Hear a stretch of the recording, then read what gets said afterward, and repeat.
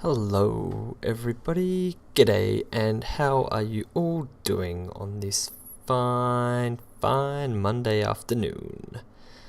We've got some great stuff coming up this week, bit of When Miners Cry, some good multiplayer hardcore action there.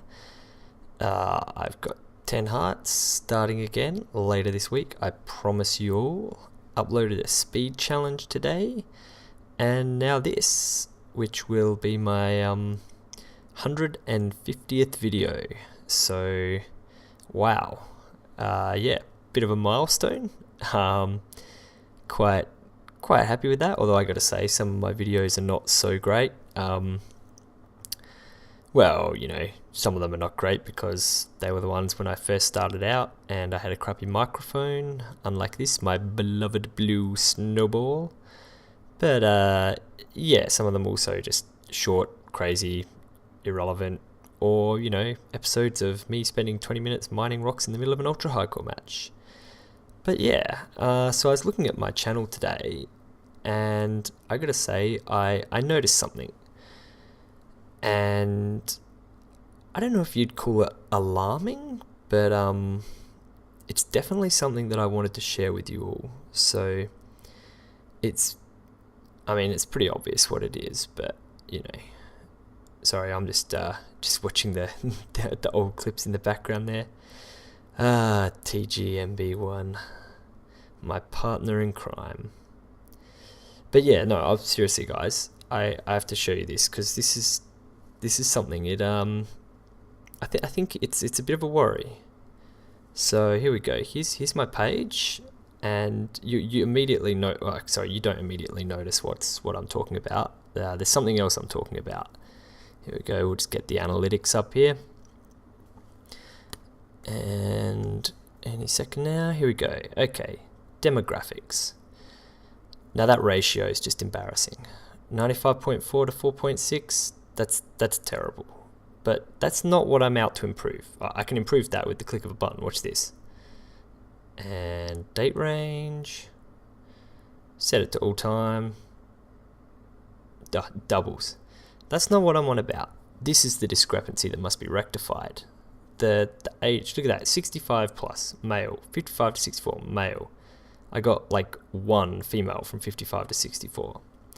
So what needs to happen, guys, in order for my channel to grow, to become a great YouTuber, I need to find a way of targeting the 65 plus demographic for women. So I sat down, I had a bit of a brainstorm, and I thought, well, what do women over 65 really like? Apart from, arthritis medicine. And well, here you go. Welcome to the very first episode of Knitting with Bergasms.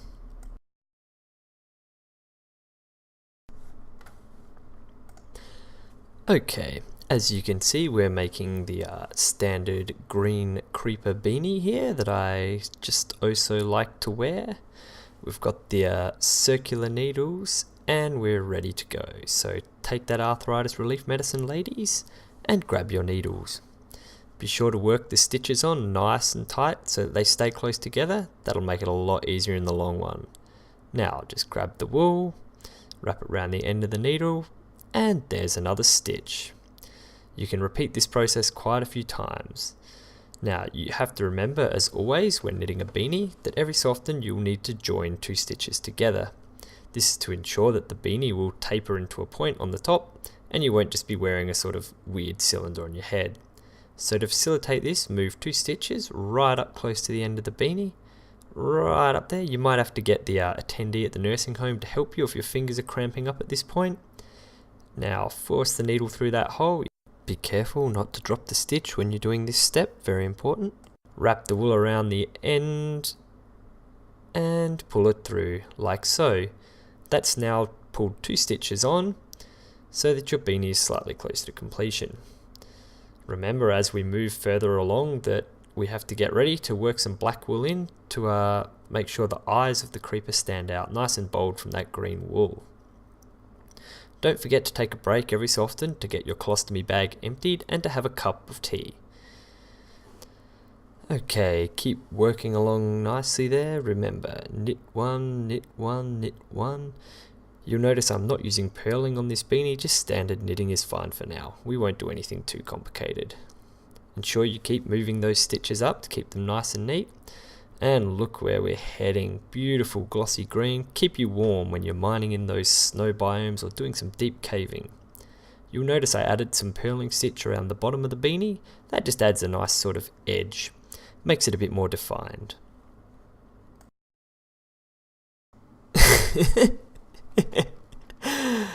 Ah dear. Sorry about that, guys. I just had to throw that in there. God, I really would love to improve my 65 plus female demographic. That would just make my day. No. Welcome to my 100 subscribers special. This will be there'll be a bit of age related stuff going on in here, but mostly it's just going to be a big thank you to all you guys for sticking with me. So get yourself a bevy, pop a coldie, sit your butt down and enjoy. So the first part of this special, the first little trip down memory lane, is my first ever video game console, my Atari 2600 and River Raid. This was the game, the first one, the one that started it all. And here's a fun fact for you: it was programmed by Carol Shaw, the first female video game developer. So it's an absolute marvel of programming, I'll tell you that. And basically it played a big part in who I am today as a programmer and part-time video game developer, I guess. Yeah, my Atari still works. I love it to bits. This is the only game I have left for it, which sucks, but hey, it's all good. And in a minute I actually get the damn thing to work, because it took me about 2 hours of setting up. So here we go, and much better.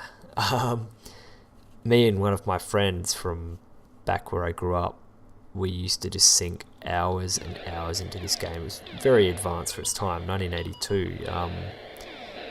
It's got like, it has a random seed in it. The amount of graphics that they've squeezed out of the 2600 is amazing.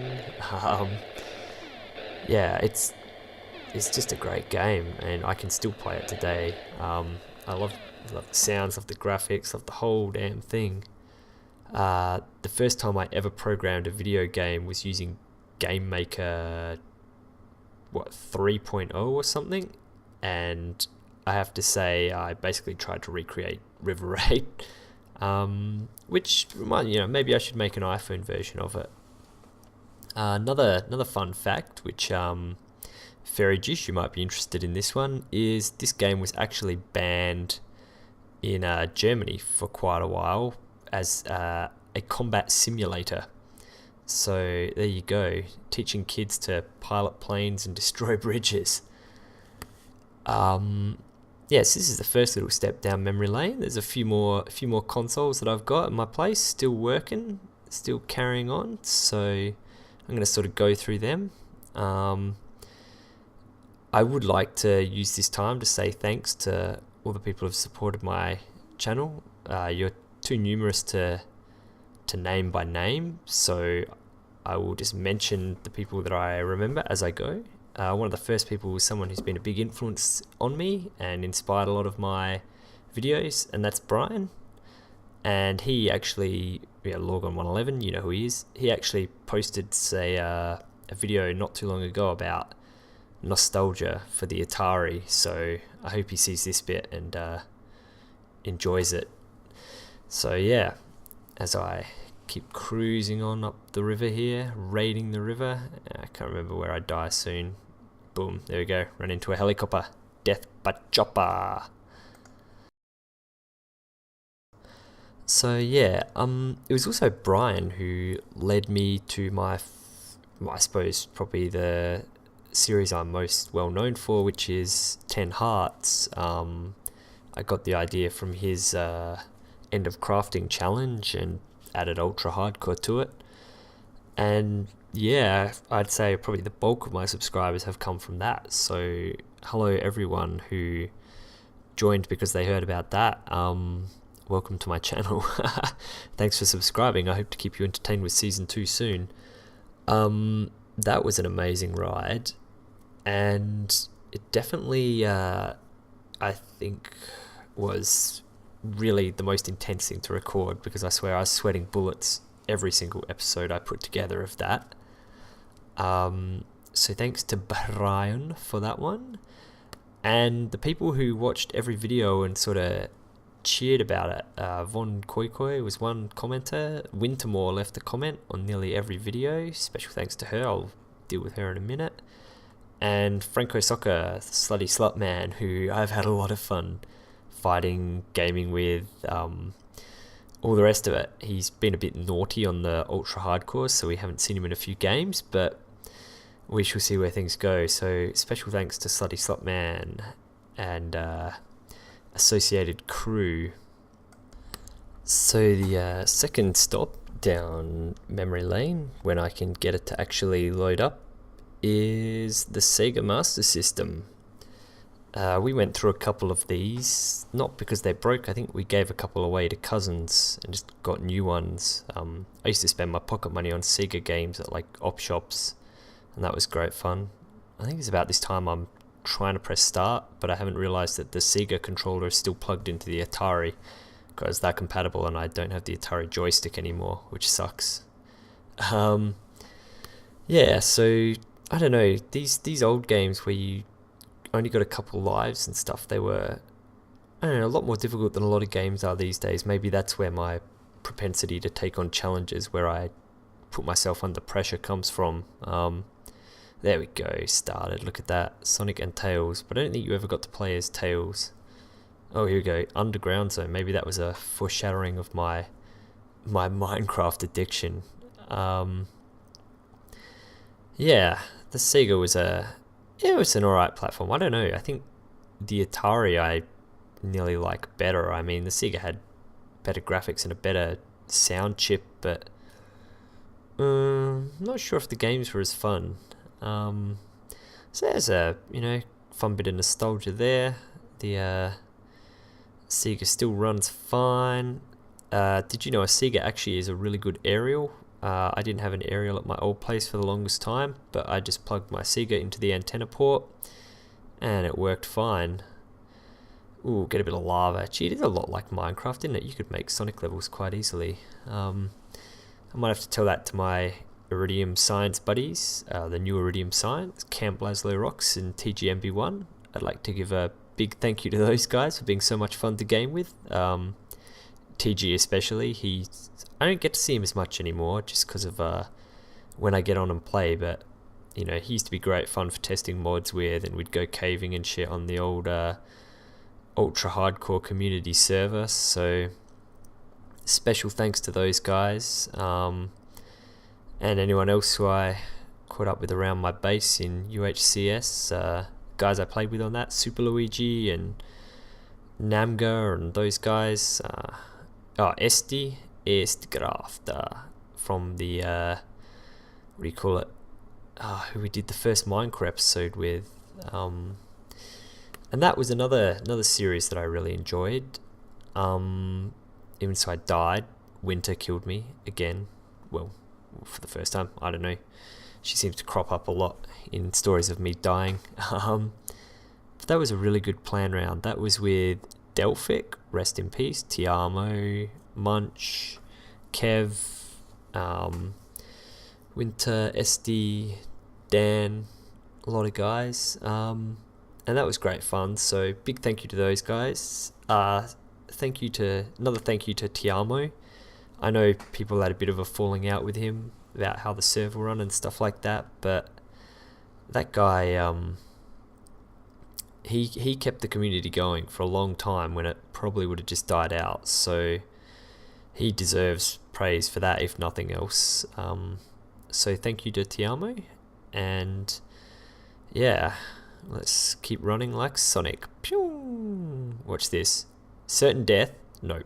Dr. Robotnik saves you from certain death to drop you into what is quite possibly the stupidest trap ever. Here we go. Oh, it's an antlion, and now I'm going to roll balls at you, which are very easy to jump onto my own creation's face. Genius. That's a good segue. Speaking of geniuses, the ultra hardcore community is full of them, and no thank you would be complete without also mentioning guys like Climbing and Kev, no one at all, for the effort they put in around the community. Guys like Da Builder, watch, now he kills his own thing with like a chopper blade. What an idiot. Sorry. Kiwi Sauce, all the up and coming new hosts, Walden, all those guys. It's great to see that community growing, because another thing is my channel wouldn't have even existed if it wasn't for ultra hardcore. That's what originally got me into it, via mind crackers and all that sort of hoo-ha. So yeah, there we go. Oh, this was my favorite level of Sonic 2 Sky High Zone. Man, it's so good playing some of these old games, although it does make you appreciate the new graphics that we do have. So yeah. So I'm jumping back and forth. Thanks to those guys. Yeah, I really can't thank you enough. It's because of you that I get to play games and make videos and all that sort of stuff, and get into hosting myself. So that's always good fun. And then there's, oh look at that, I thought I was going to fall out of the level, but the game probably can't handle that. Yeah, oh man, these videos are hard. Numbers, how did you do your one? There's too many people to thank. What to talk about next? Possibly the next trip down memory lane after this. So I don't know what consoles you guys went through, but I had the Sega for quite a while, and the next console I actually bought with my own money, that I earned doing jobs around the farm, and that was the Super Nintendo. But we'll get to that in just a minute. I still got a few more people to thank in this batch. So a few more, general thank yous from around the ultra hardcore thing. Guys like Sep, CMAT, Costanza, Beast Boy. They're all, you're all great fun to play against. Every game you're, always hilarious. So there's a lot of witty banter, which I just love. Anyone else who shows up for the regular ultra hardcores. Sorry, it's midnight here and I'm forgetting people, but damn it, I want to finish this video and get it up and get my thanks out to everyone. DBZ fan, Goten, always full of beans. NT Barmer, geez, the list does go on. Guys who I haven't played against in a while but used to play, who I haven't met for a while. Taco Farmer, Chicken Zane, they all sort of, people come, people go, but thanks to all of you for subscribing and playing and watching my videos and all that sort of stuff.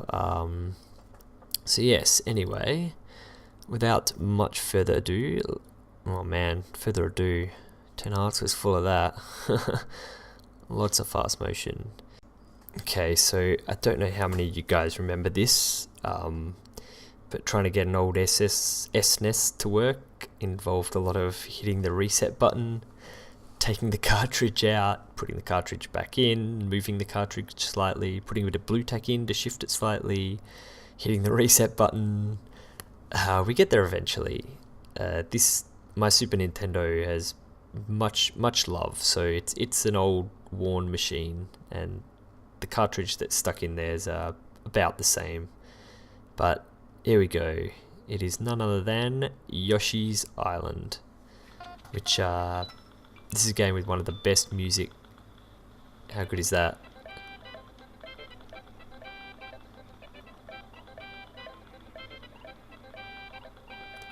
Seriously, it just makes me happy. This whole game, if you've never played it, I get it on ZSNES, get it on emulation. It's an absolute masterpiece. It's one of the greatest video games out there. The music's great, the level design's great, the animation's great, the whole thing is great. So, oh man, I used to, yeah, I've completed this game, I don't know how many times over, but I still can just go back and replay it. I think anyone looking to design video games as well should also play this game, because there's so much you can learn from it. Just, this was, yeah, they're at the top of their game with this one. Really, man, I know I'm just going to keep fanboying over this if I keep going, so we might crank up the speed a bit here and get through it, but yeah, there's just so much you could do. Like, this and the Donkey Kong Countries, I think, were the probably the best Super Nintendo games out there. Possibly the best Super Nintendo games out there, but I don't know. Everyone will have their own favorites, so hey, yeah, it's a good idea. If you ever had a Super Nintendo or an Atari or a Sega Master System or any other console, leave something in the comments below and let me know what you had, what your favorite game was, and why. Oh, that was the worst thing about this game, was that frickin' baby, man. You're just like, fine, take the baby, Bowser. You can have him. But yeah, there's just so much to do. You could just, I love it. I love it, in case you hadn't realised. This was my favourite, or one of my favourite levels, called Touch Fuzzy Get Dizzy. But you won't really see that because I'll crank the speed up and we'll get on to the next section. So yeah, back to one of the other series that I helped initiate was Minecraft Pass the Parcel, which was a great sort of collaborative effort, involved a bunch of good guys. Tommy Twit, Mr. O'Grats, Munchmo, Wintermore, PD Boo, Tiamo, TGMB1, who am I missing? Jong filled in for an episode. That was seriously great fun. Those guys were great. We've moved on to another game here, see if you can guess what it is. It's pretty badass. Badass like the guys in Pass the Parcel. Everyone, I think, had fun making that. I had fun watching other episodes. It was good to see people's different takes on things, so thanks to all you guys. Yeah, I look forward to doing more stuff with you in the future, so definitely can't wait for that. And now we're ready for another trip down memory lane. This is Killer Instinct, which I kind of apologise that the camera wasn't fully on the screen here, but this is another game that I used to love playing. And yeah, I got to the point where I knew all the moves in all the rule books, you know, including the hidden ones. That's me on the left, playing as Orchid. That was always my character. She was, I don't know, she had all the moves that I really liked, and yeah, it's just that. So let me know if you ever played Killer Instinct and who your favourite was if you did. I gotta say, my friend was the guy I'm fighting, Jago. I had a mate who played as Jago and just like was amazingly good at him. But yeah, this game, man, oh, good fun. Probably, you know, fair bit of blood flying. Had a good soundtrack too, which I'll get to in a minute. It has some special significance. But yeah, just back to thanking the Pass the Parcel guys and Munchmo, who I'd like to give a special thanks to, because he definitely keeps me going. I have a lot of ideas for plugins and stuff which I forget to write down, which is kind of bad, and he sort of, you know, he writes them down and he keeps prompting me to come up with ideas, and he's just a damn fun guy to hang out with. So special thanks to you, Munch. Just keep doing what you're doing, man, and yeah, baby, are you ready to mine? I am ready to mine. Gotta love it. Gotta love it. So one of the main sort of deals with my channel is most of the people on it are people who I play games with, and ultra hardcores, things like that. But there are a few people who've sort of filtered in who I don't think I've played games against. Guys like The Writer's Mind and Dogbit the CEO and people like that. Zyru the Gyrodes. I know you sent me a message. Yeah, just a bunch of people. So big thanks to you guys for watching my stuff and subscribing and leaving comments. Thank you very much. And who am I fighting in fast motion at the moment? Riptor. God, this looks good in fast motion. Oh, here we go. Check this out. Check this out. I love this about this game. Not that, obviously, not dying. Oh yeah, someone left a comment the other day saying they really like my stuff, blah blah blah, and I said, well, what do they like most about my channel? Watch this. Supreme victory! And they actually said the thing that they liked most was my 2-player team matches with a certain somebody by the name of Zuria. Now, see if you can get the connection between the current clip and her. Oh, and I'm sorry for the tick tick tick noise. It seems to be my camera's focusing thing going nuts. I record this with my camera. But yeah, have you figured it out yet? Wait, I'll pause it in a minute and you can see. Wait for it. I'll just kick him round a little bit first. Yeah. You recognize that music? If not, I'll give you a little refresher now. How about that?